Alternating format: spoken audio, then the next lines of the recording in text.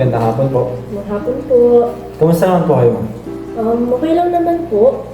Yun lang. Ngayon. Ano pong nararamdaman niyo po ngayon? Ngayon.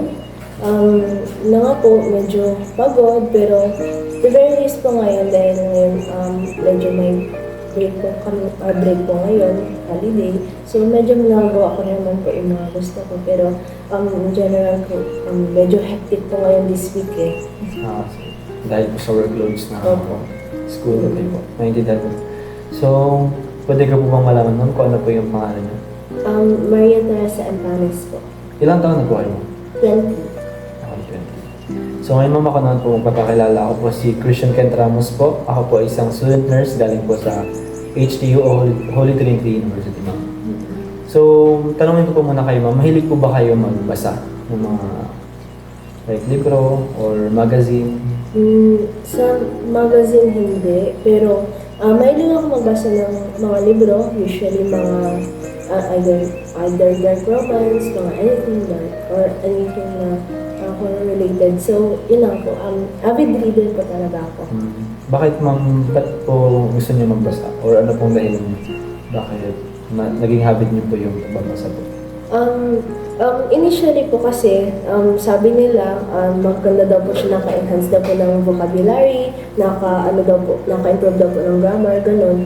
And in a manner of speaking, nakakapag-improve siya. Pero as yun nga po, nasa kung maraming nababasa, I've come to realize po na madami pong, napaka-colorful po talaga ng mga books po.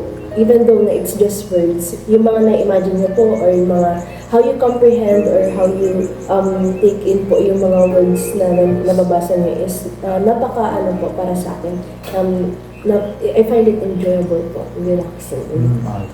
So thank you, ma'am, na-express niyo po yung kung bakit po gusto niyo yung pagbabasa or bakit isa po sa hobby niyo yung pagbabasa. And naintindihan ko naman po yung lahat ng sinabi niyo, ma'am. So ngayon po ang gagawin po natin is bibliotherapy po. So, may ipapabasa lang po ako sa inyong article. So, ang gawin nyo lang po, ma'am, is internalize nyo po kung ano po yung message ng article po. Internalize nyo po kung ano yung mga nabasa nyo. And try nyo po siyang i-relate din sa situation nyo ngayon. And later on po, after nyo pong basahin, sabihan nyo lang po ako and I'm going to ask po some questions lang. Okay lang po ba yun sa inyo? Sige po, ito po yung article. Pwede nyo pong basahin ng malakas, pwede rin po yung mahina lang. Kung gusto niyo po, kung saan po kayo mas komportable. Sige po.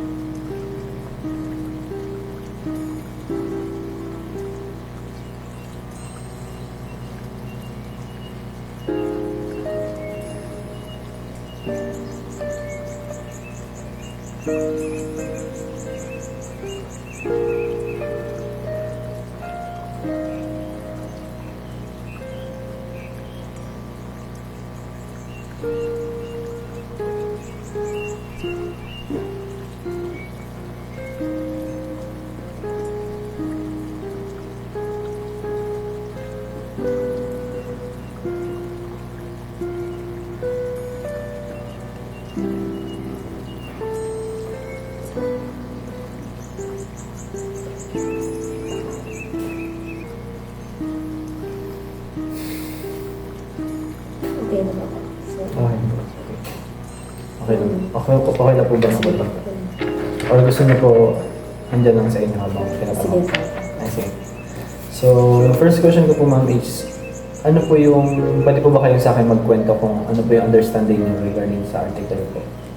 Okay po. So, bali po sa pagkakaintindi ko sa character po ni Sarah, young woman po siya na from East Wang Town lang po. So, hindi po siya yung nakikita natin na type of girl ng mga nasa urban areas or yung sa mga sabihin natin may kaya talaga or yung mga mayaman nasa small town lang po siya. So, doon lang po yung kanyang upbringing. So, na-mention din po dito na yung kanyang family po ay humble lang and meron din po silang financial struggles, but ang nag-stand out po dito and theme po talaga ng article na to is yung kanyang journey as a nurse. So, doon na po nakita yung passion po ni Sarah for nursing, and even though na may mga na-encounter po siya na struggles doon sa pag-pursue po ng dream niya talaga as a nurse, hindi po siya nag-stop po.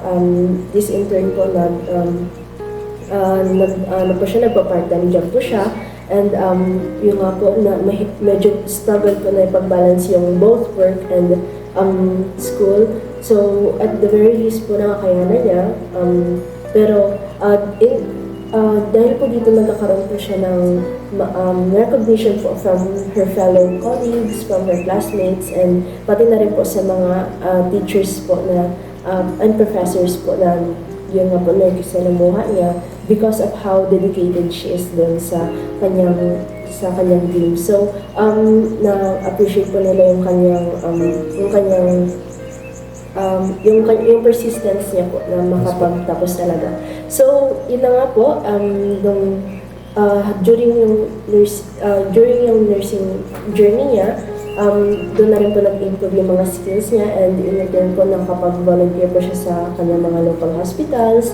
So, despite not being a nurse yet, she finds ways na kung paano ma-improve yung kanyang mga skills, and yun na nga po yung commitment niya sa mga patients, and yun na nga po, maganda po yung reputation niya as a nurse. So, dahil po doon, naka-open po siya ng mga bagong opportunities, like, mga bago pong another volunteer works or mga let's say mga programs na benefit po sa community niya. So, after years of hard work, and she became a registered nurse, so doon na po, hindi po nag-stop doon yung kanyang learning. And she still wants to be successful as a nurse and wants to further her learning. So, doon na po siya nag-specialize, kaya naka-earn po siya ng mga several certificates na nag-specialize po doon sa field niya.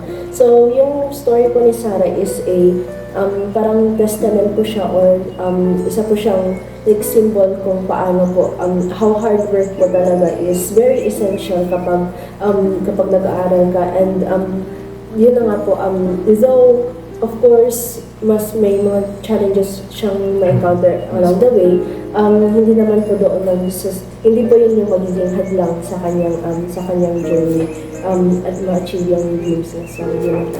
So, thank you po ma'am sa pag-share po ng insights and understanding niyo po regarding sa article natin. So, yung title po pala ng article natin, di ba? The Inspiring Journey of a Resilient Student Nurse.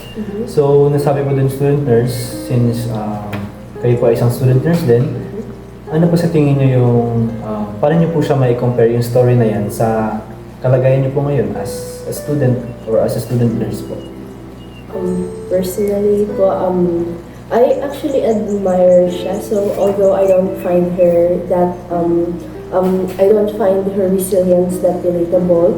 So, but I still find it admirable. So, doon sa story niya nga na, yun nga po, mayroon siyang reputation na ganun siya. So, that is very admirable na at her age, nakakuha na siya ng mga ganun.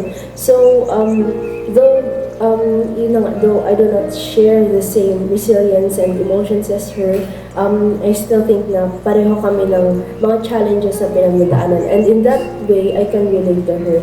So, yun na nga, I'm a student nurse as well, na ko rin yung mga struggles with my studies. And also, yun na nga po, I don't have a work, wala akong work sa part-time jobs or anything. Pero, still, it's doon ko na po binibigay yung for my studies, and I still find it struggling. So, I commend her na po siya ng ganun, and yun na nga po, naka-inspire na even though may mga ganun siyang naramdaman, even though yung mga struggles niya, let's say mas hindi naman po nag-compare, pero mas objectively po, mas mahirap po talaga yung pinagdadaanan niya kasi I think she's from poverty na rin based on dito sa story niya. So, yun na nga po, it's something po na yun na po, nakakahanap siya ng mga opportunities na gano'n dahil po, ganun po talaga siya ka-dedicated. And I think it's important po na everyone should read this, especially student nurses na find themselves struggling na yun na nga po, it's not just sa mga skills, pati na rin sa mga studies, especially na rin po sa mga struggles po sa Salamat. sa mga colleagues, sa mga professors. It's very difficult po talaga. So, yun nga po, if mag-pay off din naman po perseverance and eventually, yun na nga po, magkakaroon po ng RN at the end of the day by the day po. So, yun. So yun ma'am, thank you po sa pag-share nyo regarding sa similarities po, yung pagkakapareho nyo sa story, paano nyo po siya na-relate sa katayuan nyo po ngayon ma'am, sa situation nyo po as a student nurse din. So, yung last question ko po ma'am is, sa tingin nyo po, ano po ba yung pinaka-moral story ng article po natin ma'am?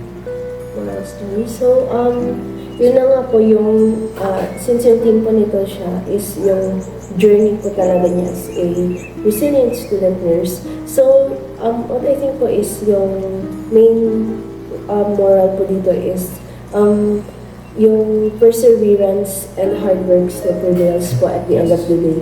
So, yung nga po kung if we are really genuine sa ating ginagawa, and although napakahirap nga ng ginagawa, but if you're still that dedicated, if you're still that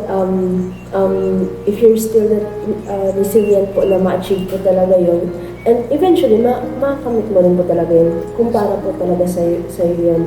And of course, I wouldn't blame po sa mga hindi na rin na nag-decide mag-part ways po sa nursing, but I still think na yung mga nagsistruggle po na sa course ito, kasi this course is hindi po talaga siya madali. Yes. Hindi, first-hand experience po talaga siya sa akin. And yun na nga po, kapag if you still dedicated enough to mag-exert ng ganong effort or hard work sa iyong ginagawa, eventually marireach mo rin po talaga yung goals mo. So, no matter how ganon ka struggle yung mga dadaanan mo, or kung gaano pa man ganun po yung mga mental breakdowns, those are just temporaries. But once you eventually reach your goals, that will be permanent na sa life. And I think it's worth every step and every challenge na hinaharap mo na ma-overcome mo po. So, yun. Yes ma'am. So thank you po ma'am sa pag-share ng mga insights, understanding, and also yung paano niyo po siya na-relate sa sarili niyo. Naintindihan ko ma'am lahat ng sinabi niyo, and thank you po for your cooperation ma'am sa inyong time po with regards to this therapy. Thank you po sa paglaan ng time, yun ma'am sa effort, and yun lang po for our review therapy ma'am. Maraming salamat. Thank you. Okay po.